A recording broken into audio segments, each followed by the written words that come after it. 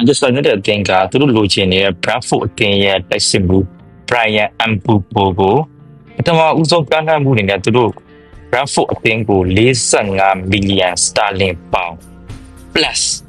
10 million sterling pound တို့ထပ်ပြီးပေးခဲ့တယ်။ဒါသမားကိုArsenal နဲ့ Newcastle အသင်းကစိတ်ဝင်စားနေပြီးဆိုတိတန်အောင်ဒါသမားကိုယ်တိုင်ကမန်ယူကိုပြောင်းကျင်တယ်။ဒါပေမဲ့Brentford အသင်းကမန်ကျန်းနှန်းတဲ့45 million sterling pound plus 10 million ကိုသူတို့ကျင်တဲ့ amount ကိုမဟုတ်ဘူး။အဲကြောင့်မလို့သူတို့နှစ်သင်းကြားမှာဆက်လက်ပြီးတော့ကစားသမားအပြောင်းအရွှေ့နဲ့ပတ်သက်ပြီးတော့ negotiation တွေဖြစ်လာမယ်ဆိုတဲ့အကြောင်းကိုတက်ဆက်လိုက်ပါတယ်။အားလုံးကျေးဇူးအများကြီးတင်ပါတယ်။နောက်ပြမသတင်းတစ်ပုဒ်ပါ။ဒီကသတင်းတစ်ပုဒ်ကတော့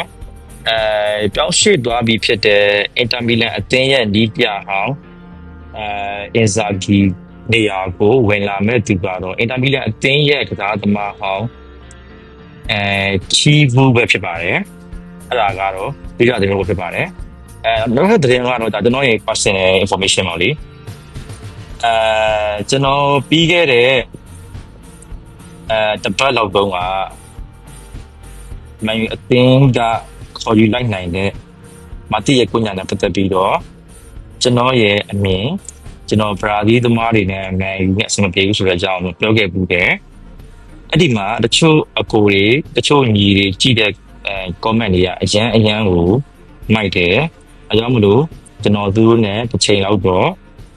မန်ယူအသင်းရဲ့ပတ်သက်ပြီးတော့သူတို့တွေရဲ့အမြင်တွေကိုကျွန်တော်အင်တာဗျူးလုပ်မယ်ဆိုတဲ့အကြောင်းကိုလည်းကျွန်တော်သင်ကောင်းပါလိုက်ပါတယ်။အားလုံးကျေးဇူးအများကြီးတင်ပါတယ်။ Thank you. Bye bye.